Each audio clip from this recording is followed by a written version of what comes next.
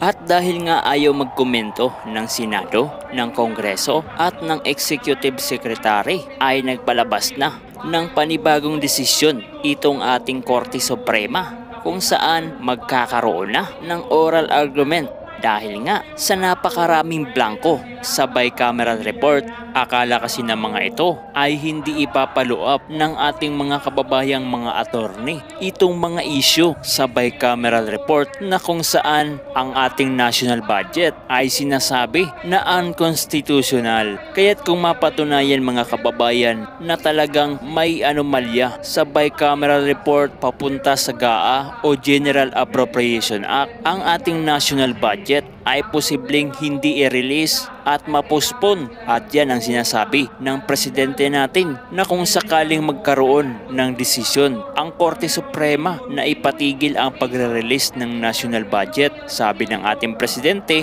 stop all government. Yan ang kanyang desisyon at hindi naman yan sinang-ayunan ng taong bayan. At bago tayo magpatuloy, baka naman sasabihin ng ating mga viewers, lalong-lalo na yung mga lugalista, mga lugalista ni Marcos, na ito na naman ay fake news. So ito panoorin natin mula sa Korte Suprema. The Supreme Court en banc during its session today, February 18, 2025, acted on the following matters. In the case of Victor D. Rodriguez et al. Versus House of Representatives, Senate of the Philippines, and Executive Secretary Lucas Bersamin. Victor D. Rodriguez and several others are challenging the constitutionality of Republic Act No. 12116 or the General Appropriations Act of Fiscal Year 2025 or the GAA. Petitioners argue that the GAA is unconstitutional for failing to allocate mandatory funding for PhilHealth, unlawfully increasing appropriations beyond the President's recommendations, and allocating the highest budget to infrastructure over education. They add that the GAA is unconstitutional since the bicameral committee report on the General Appropriations Bill contained blank items. The Supreme Court set the oral arguments for this case on April 1, 2025, Tuesday, 2:00 p.m. at the En banc Session Hall, Supreme Court Baguio Compound, Baguio City. The preliminary conference will be on February 28, 2025, 1:00 p.m. at the En banc Session Hall, Supreme Court Main Building, Manila.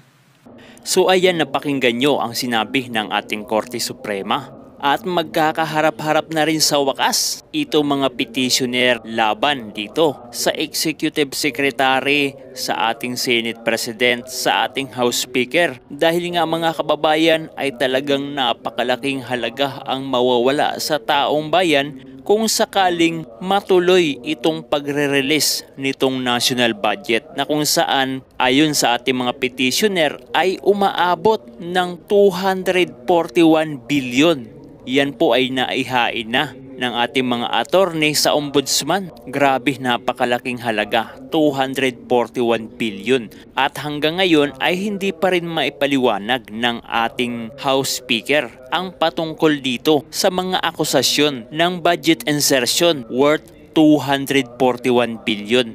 Lalo pa ngayon mga kababayan, yung mga congressman ay talagang napakaraming pera, tuloy-tuloy ang kanilang pamumudmod ng ayuda sa ating mga kababayan sa mga lugar na hindi naman kailangan ng ayuda, kung saan sila ay nangangailangan lamang ng tulong ng ating pamahalaan para sa progreso ng kanilang lugar. Katulad na lamang ng kalsada, hospital at lalong-lalo na yung murang bilihin. Yun lamang, hindi kailangan ng ayuda. Siguro pwede naman sa ayuda doon sa ating mga kababayan na nasalanta ng bagyo, may emergency, o talagang kailangan na kailangan. Pero kung pupunta ka sa lugar na yung mga tao doon ay may mga trabaho, masaya silang namumuhay, komportable silang namumuhay, pupunta ka doon para mamigay ng ayuda, kasama ng mga kongresista,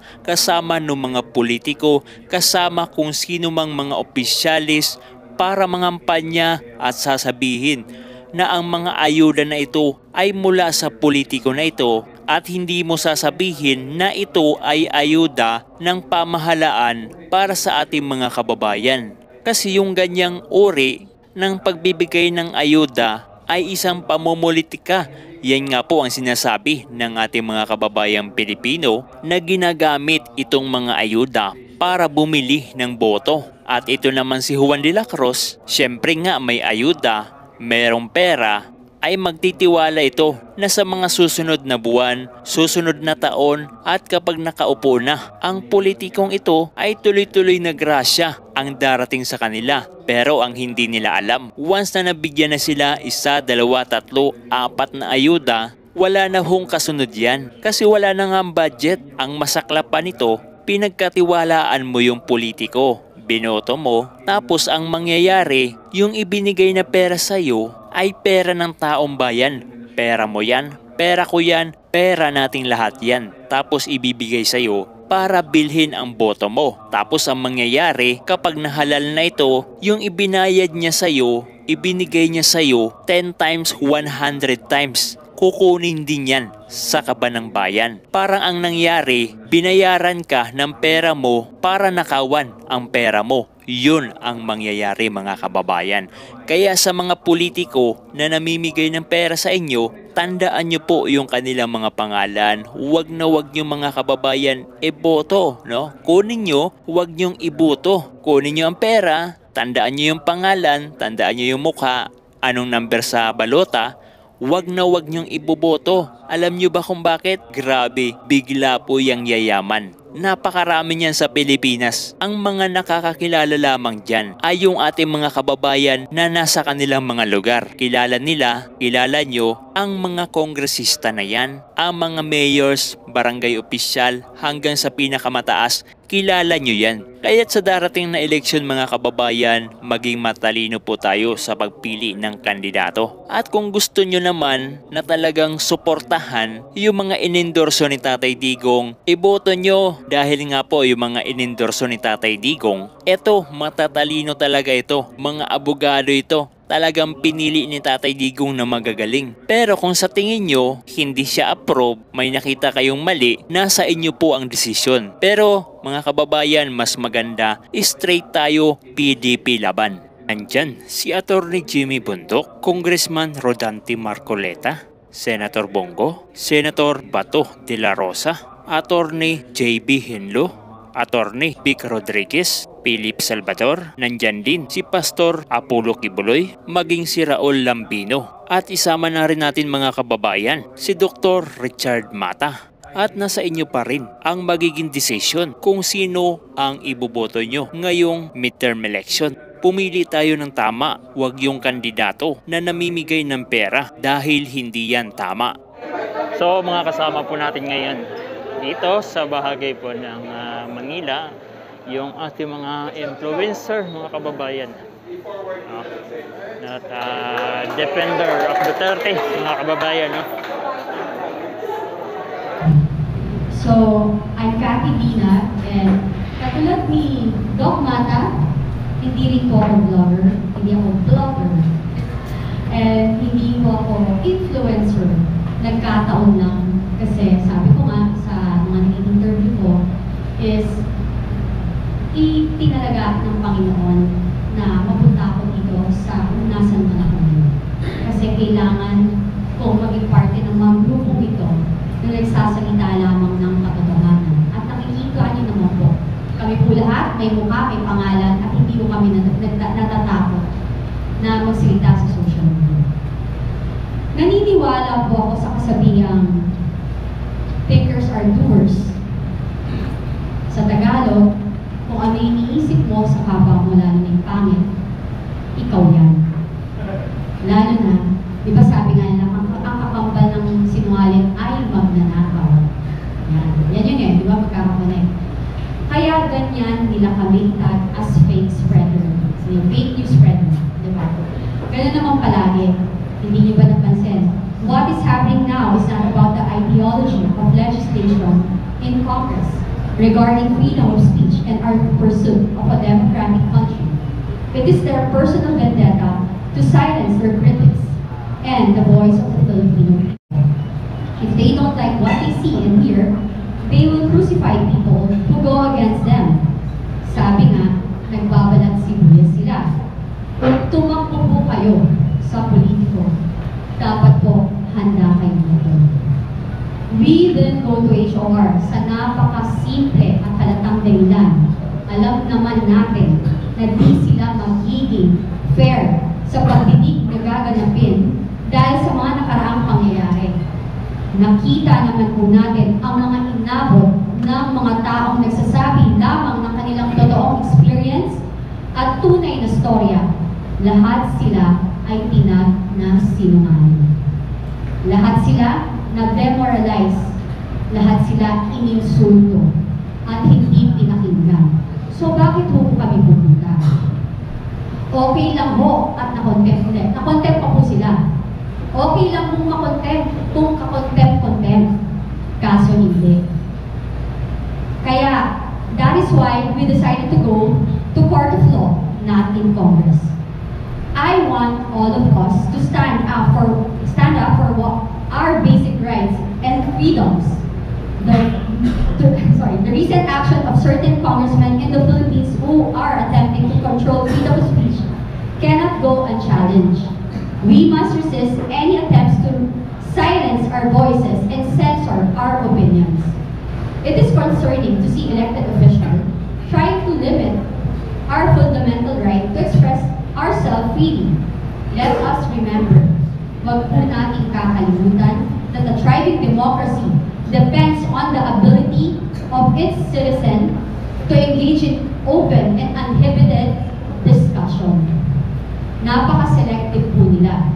Nang sila ay tumakbo sa politiko as a politician at gusto ng ating boto, napakabuti po nila. Masahol pa po sila sa maamong tupa. Nakalimutan po nila na sa politiko, na wala po sila sa kanyang posisyon kung hindi po sa ating boto. Ang House of Representatives is House of the People. Hindi mo kayo nilagay dyan sa posisyon na yan para mo abusuhin ninyo ang posisyong binigay sa inyo ng mamamayang Pilipino. Wala pong permanente sa politika. Lahat po ay temporary lang. Mas sana, kaya po ba ang gusto nyo mangyari? Ang mag-iwan po kayo ng legacy na dadali ng mga anak at apo ninyo na ang sama-sama ng record na iniiwan nyo. You are abusing the power na binigay po sa inyo ng mamamayang Pilipino. Hindi mo kayo karapat-dapat umupo sa posisyon na ibinigay sa inyo. Sa inyo, sa mga politicians, sa mamamayang Pilipino, patuloy po tayong labanan ang mali na nangyayari sa ating bayan, ang pagnanakaw o pag-aabuso sa kaban ng ating bayan. Kami, karapatan po tayo lahat, mayaman, mahirap, or anumang kinalalagyan natin, aspeto natin sa buhay na magsalita. Dahil wala pong karapatan ang sino man na pumigil sa ating magsalita na ilabas ang katotohanan at ipaglaban natin kung ano ang nararapat at ikabubuti ng ating bayan. Maraming salamat po.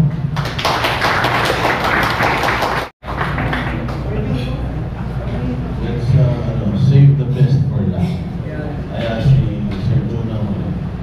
May plea lang for me. Kasi simple lang naman eh. Solusyonan natin problema ng mga kongresista natin, mga balat sibuyas.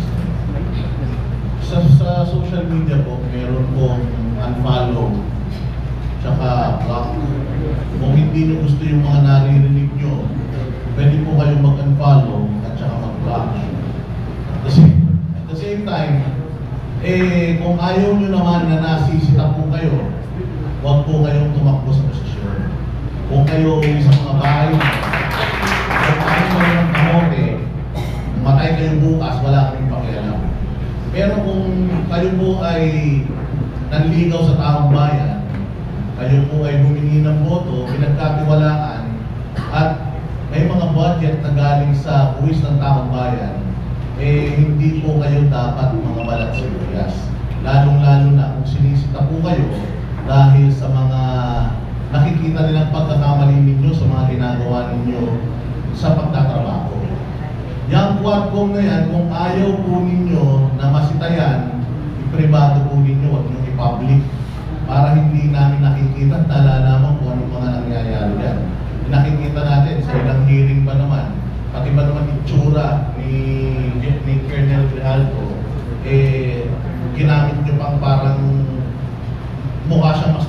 kriminal kaysa sa inyo. Hindi naman po yata tama yan. Just kanina, nakita po natin, narinig natin na ngayon ko lang nalaman ang namo ay hindi po pala mura. Kasi natawag si si Joey ng namo ng pastor Pamandin, bishop Pamandin. Pero hindi daw siya mura. Hindi daw mura, naman ito yung sabihin namo. Kaya namo ka, since di naman mura yan, namo ka.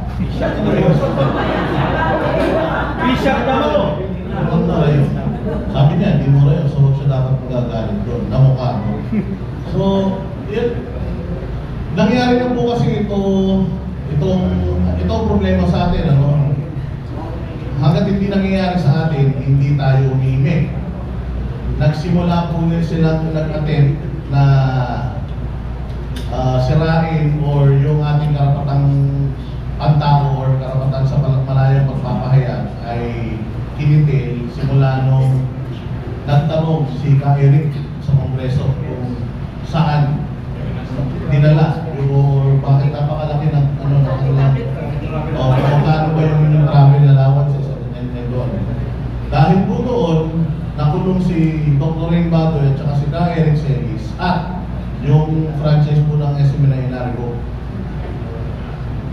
Matinding chilling effect na ang naidulot doon. Bakit? Napansin nyo ba lahat ng mga mainstream media ngayon na nagbabalita ng pangit tungkol sa gobyerno natin? Wala. Yun yung chilling effect doon. Hindi nila tayo kaya patahimikin kasi wala tayong prangkisa na kaya nilang gamitin na remote control para pahinain yung mga boses natin. Kaya ganito nila tayo dadalhin.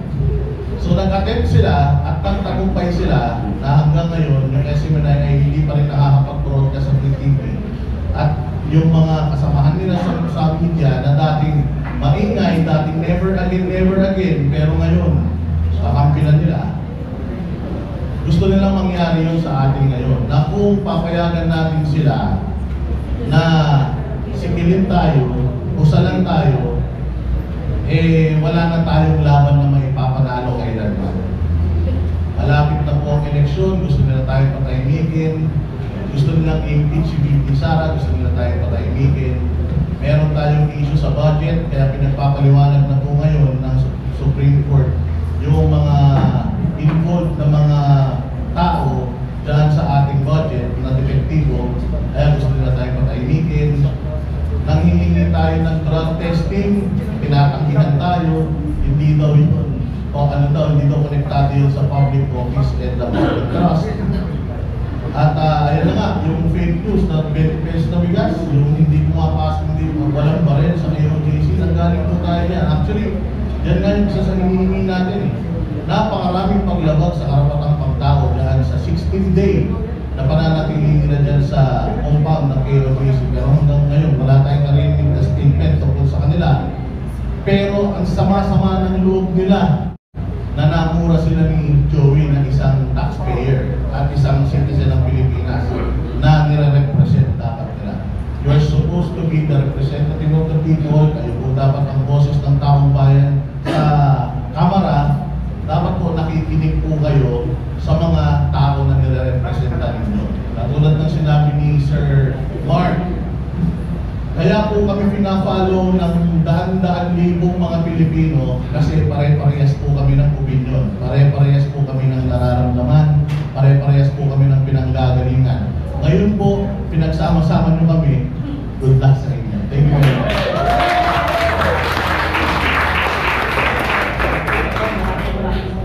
So, magandang hapon po, Old School Pinoy, Aaron Peña. So, ito may sino lang kasi lahat na sabi na nila. Ito kasing TRICOM, kanina, halata naman na talagang isa lang yung gusto nilang mangyari sa amin lahat. Ikulong kami, patahimikin kami hanggang matapos siguro itong eleksyon. Wala silang ibang purpose dito, kundi sirain kami, babuhin kami. Pansinin nyo meron tayong crisis, food crisis in rice. Ang sagot nila, vloggers hearing for fake news, pogo, at saka itong narco. Dahil yan sa mga issue na yan, hinanapan pa ako ng asawa ko kung nasa daw yung binabayad sa akin ng narco at ng bogo. Grabe! Eh halos wala nga kaming makain. Wala nang pa-hotel sa Davao to, binigyan pa ng hotel. Hindi pa ng pa-hotel dito sa Davao. Hindi, tabaw rin ha. Biray nyo, yung Davao, nung nagpunta ako, inutang ko pa yan. Tapos nung wala kami pang hotel, binigyan na kami ng banateros. Biray nyo, tapos itatag nila ako. Ako na lang muna. Sa ganyan narco, seryoso kayo? Hindi kami duwag. Hindi lang kami tanga na magpapauto sa trap nyo para matuwa kung sino man yung nagpapagalaw sa inyo. Napakadali kasi ang hirap kasi dito sa mga honorable na no. Binasagay nyo kaming narco, binasagay nyo kaming pogo, vloggers. Tapos ang gusto nyo, pagdating namin sa Tricom, kami ang magpapatunay na hindi. Eh maligdad, dapat kayo ang nag-aakusa, kayo ang maglabas ng ebidensya. Tama nyo kami lahat. Yan ang gusto nyo kasing mangyari sa mga Pilipino. Maging mangmang para mahawakan yung kapangyarihan hanggang magpantay yung mga paan nyo, mga buwangan ng ina nyo. Sorry. Hindi, nakakapingon kasi. Tapos eto, sasabihin nyo kami yung mga fake vloggers. Diyos ko, alam natin lahat kung sino ang mga bayaran.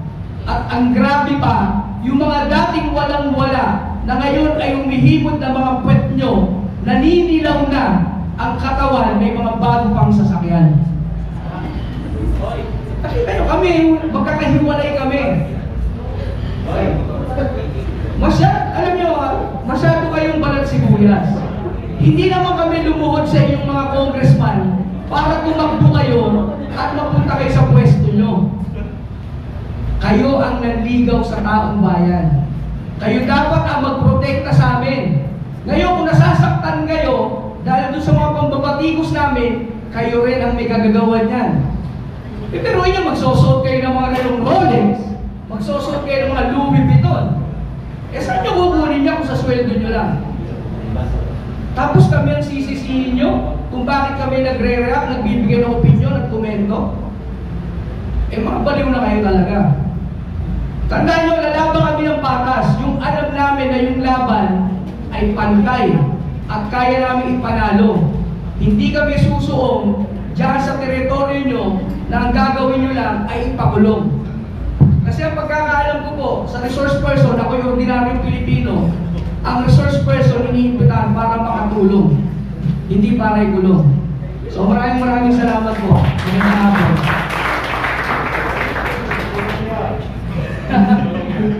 Hindi talaga yung matanda. Okay, magandang hapon sa inyo lahat at bago tayo magbukas ay pasasalamatan ko ulit. May Q&A pagkatapos niya. Okay. Okay.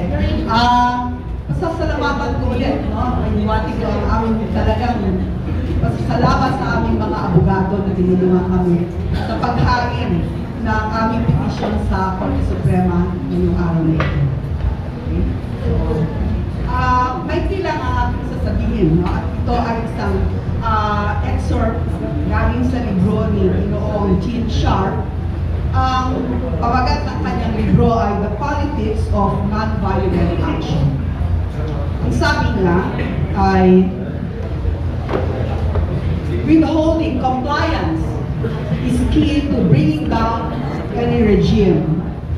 Practical disruptions of the normal functioning of the system can place immense pressure on dictators. Once the perception of invincibility is removed, such regimes rapidly disintegrate. Mga kababayan, today, tayo ay nagkaroon ng non-compliance. Hindi natin ibinigay sa kanila ang gusto nilang gawin natin. At sa pamamagitan niyan ay isang pasimula ito sa pagbabago. Yun lamang po.